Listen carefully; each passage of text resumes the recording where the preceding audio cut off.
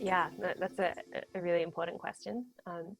And it's a complicated one. It's certainly no easy answer. I think the way we've been thinking about that, the global just transition, what does that mean, is we've kind of broken our third pillar of the treaty, which is the idea of the peaceful transition, into three sub areas, which is the renewable energy transition, economic diversification, and just transition for workers. So the first point, I think, comes to a lot of what you were mentioning in the sense that we need energy. We can't switch off the tap of fossil fuels and keep the lights on immediately around the world. But at the same time, there's a lot of research being done, including by a colleague, Sven Teske, who's based at the University of Technology in Sydney and has been working with us, doing some research for us on the treaty, to show that we actually have far more renewable energy than we need as a planet. And that's taking into account the energy demands of people who don't yet have access to electricity. And it is really important. We fundamentally are striving towards a world where people do have access to electricity. The treaty shouldn't be a trade-off between do people who don't currently have enough energy, are they able to access it, versus are we able to meet our climate goals? It should be about both. And we can do that through renewable energy. It will take some planning and effort, but it is completely possible. And it's just a matter of undertaking that effort and providing support to countries that need it when they are making that transition.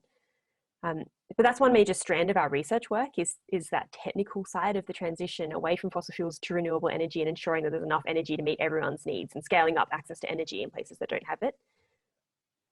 There's also another point about economic diversification, which is the vulnerable countries and even middle-income countries that are dependent on fossil fuels.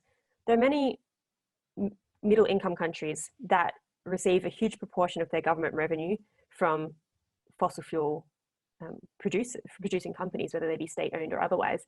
And that money often goes towards development and services provided by the government. So again, it's not as simple as just shutting that down. It's about working with those countries to think about how they develop a plan for transitioning that. So we have another strand of work, and this is all very much sort of research work and engagement work that's underway at the moment. So we don't have all the answers, but how do we work with the low and middle income countries that need to transition away from a reliance on fossil fuels for their revenue? And that's a big challenge, but definitely one that's it's possible to be addressed if we start to plan early. We've got, the time is running out, so we need to start now, but we can certainly do it. And then I think the third point is the just transition point. And there's a just transition between of workers and communities in regions where they're actually producing coal, oil, and gas, and ensuring that they are able to find new opportunities for work.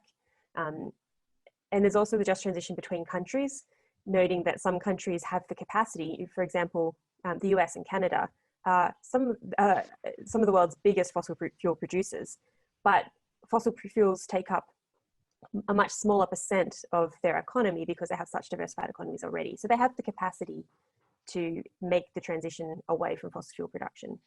Whereas some other smaller producers don't necessarily. They might be hugely dependent on fossil fuels and don't have the capacity to make that transition as quickly or without support. So there's also the treaty, we hope, will help address that dynamic where some countries will have to move faster and phase out fossil fuels sooner, so that other countries that need a bit more time are able to take that time, but also provide support to those countries to help them to make the changes that are needed to make that transition.